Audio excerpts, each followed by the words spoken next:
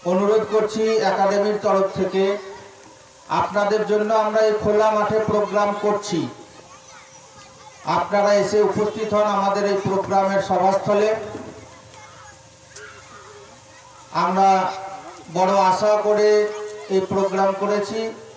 আমরা এই প্রোগ্রাম একাডেমির মধ্যেই করতে পারতাম।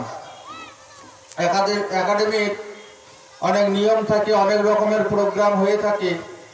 এর আগে একটা প্রোগ্রাম আমাদের ইনডোর প্রোগ্রাম হয়েছিল, যেটা বাইরের লোকের কোনো আহ্বান ছিল না, বাইরের লোককে সেখানে আসার অনুমতি দেওয়া হয়নি, কারণ ওটা আমাদের কমিটির অন্দরের একটা প্রোগ্রাম ছিল।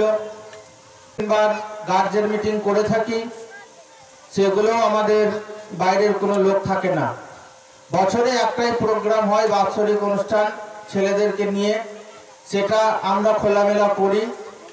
তার সঙ্গে আমরা ইসলামিক কিছু আলোচক, গবেষক, স্কলার ইত্যাদি এ ধরনের অনেক জ্ঞানী মানুষদেরকে নিয়ে আমরা দিন ধর্মের কিছু কথা আপনাদের সম্মুখে তোলার চেষ্টা করি, যার মাধ্যমে আমরা একটা দাওয়াতি প্রোগ্রাম বলে মনে করি। যেটাকে আমরা আজকে সবাই মাদানী সাহেবের মাধ্যমে ইসলাম সম্পর্কে আরো অনেক কিছু জানবো ইনশাআল্লাহ।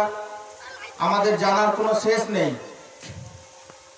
তো আমাদের যার যেমনই বয়স হোক না কেন, আমরা যেন এসে উপস্থিত হই এই আলোচনা শোনার জন্য।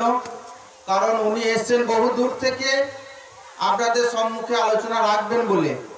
তাই আপনারা কেউ এখানে ওখানে বসে থেকে সময় কাটাবেন না, আপনারা আমাদের এখানে এসে উপস্থিত হয়ে যান।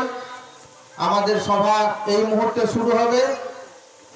এখন আমাদের সামনে মাদানী সাহেব উপস্থিত হচ্ছেন। আমি আমাদের সভাপতি মহাশয় এবং মাদানী সাহেবকে অনুরোধ করব আমাদের মঞ্চে আসার জন্য। আমাদের কর্মীরা যারা আছেন, স্টাফ আছেন একাডেমির, সকলকে অনুরোধ করছি আপনারা আসুন। এখন ফাঁকা মাঠে আমি আর একটা গোল দেওয়ার চেষ্টা করছি। মাঠটা ফাঁকা আছে বলে তাই গোলটা মারার চেষ্টা করছি। আমাদের সভাপতি মহাশয়কে অনুরোধ করব আমার এই গোল দেওয়াটা দেখার জন্য। লকডাউনের সময় আমি একটা কবিতা লিখেছিলাম, সেইটা আমি একটু শোনাই আপনাদেরকে। বেশি বড় নয়, এটা এক পাতা। কবিতার নাম দিয়েছি লকডাউন। বাবু, স্বাধীন গণতন্ত্র এ দেশে রাজনীতিটা বড় বাজে হয়ে পড়েছে। ধর্ম নিয়ে তারা বড্ড মেতেছে, স্তব্ধ করে সকল কর্ম। মানুষ তো মানুষের জন্য, বাকি ছিল শেখা মানব ধর্ম। সাম্প্রদায়িক রাজনীতিজ্ঞরা বুঝিয়ে দিল আমরা চরিত্র পরিবর্তন করি না। স্থান কাল পাত্রে পৃথক নই, নীতি এক, তফাৎ শুধু বাচন ভঙ্গির। জানো আমরা কি দক্ষ সুনিপুণ? করোনা এলো, তাতেও আমরা সার্থক।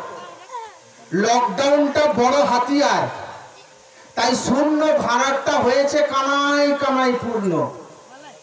বারবার বলি তোমরা লকডাউন দাও, আমরা করোনা মুক্ত ভারত দেব। সামাজিক দূরত্বটা বজায় রাখো, না খেয়ে থাকো আপন বাড়িতে, বন্ধ থাক যত সব কাজকর্ম। বাড়িয়েছি তো সাহায্যের হাত, বিনি পয়সায় গ্যাস পাবে, রেশন দেব এমনিতে। সুখে থাকো, খুশি হও সামান্য নগদে। ভালো থাকো, সুস্থ থাকো, ভালো রাখো অপরকে।